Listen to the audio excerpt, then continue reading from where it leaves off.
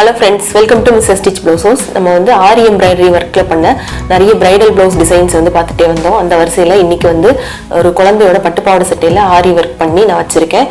அந்த டிசைன் தான் நம்ம இன்னைக்கு பார்க்க போறோம். அதுக்கு முன்னாடி நம்ம சேனலை சப்ஸ்கிரைப் பண்ணாதவங்க ப்ளீஸ் சப்ஸ்கிரைப் பண்ணிருங்க. அதோட பக்கத்துல இருக்கிற பெல் ஐகானை கிளிக் பண்ணிருங்க. வந்து இப்போ ஆரி எம்ப்ராய்டரி கற்றுக்கிட்டு இருக்கோம் அப்படின்னா ஃபர்ஸ்ட் லெவல் வந்து வெறும் ஸ்டிச்சஸ் எல்லாம் போட்டு ப்ராக்டிஸ் பண்ணுவோம். அதுக்கப்புறம் வந்து பார்த்தீங்கன்னா ப்ளவுஸில் வந்து அந்த ஸ்டிச்சஸை யூஸ் பண்ணி ஏதாவது டிசைன் பண்ணுவோம். ப்ளவுஸில் ஃபஸ்ட்டு டிசைன் பண்ணுவோம். அந்த மாதிரி இல்லாமல் நான் என்ன சொல்கிறேன்னா, ப்ளவுஸில் டிசைன் எடுத்து பண்ணும்போது front neck, back neck, sleeve அப்படின்னு சொல்லி நம்மளுக்கு டிசைன் வந்து ரொம்ப நேரம் பண்ண வேண்டியிருக்கும், நிறைய பண்ண வேண்டியது இருக்கும்.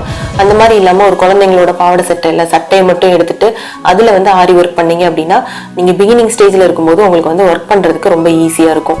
ஏன்னா பெரியவங்க சைஸ்க்கு இல்லாமல் குழந்தையோட நெக்கு வந்து ரொம்ப சின்ன சைஸில் இருக்கும். ஸோ அதில் ஒர்க் பண்ணும்போது ஈஸி.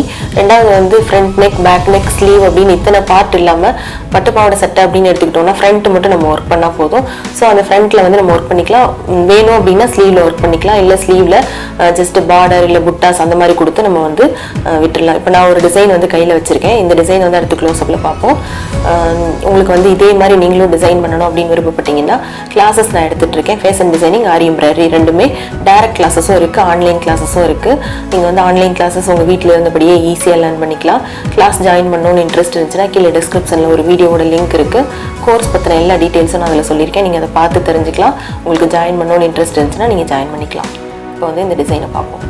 இது வந்து பாருங்க, ஒரு 6 வயசு குழந்தையோட பட்டுப்பாவாடை சட்டையில உள்ள அந்த டாப் மட்டும்.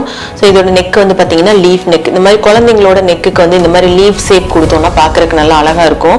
ஏன்னா கழுத்தை ஒட்டி நெக் இருக்கும். ஸோ இந்த இடத்துல வந்து நம்ம ஒர்க் பண்ணும்போது ஃபுல்லுமே பீட்ஸ் ஒர்க் பண்றதுனால என்ன ஆகும்னா, அந்த குழந்தை இந்த ட்ரெஸ்ஸை போடும்போது நெக்ல வந்து ஒரு செயின், ஒரு ஜுவல் வந்து போட்ட மாதிரி ஒரு ஃபீல் இருக்கும். ஸோ ஃபுல்லுமே பீட்ஸா இருக்கிறனால ஸோ அதனால நான் இந்த டிசைன் வந்து கொடுத்தேன் நெக்குக்கு.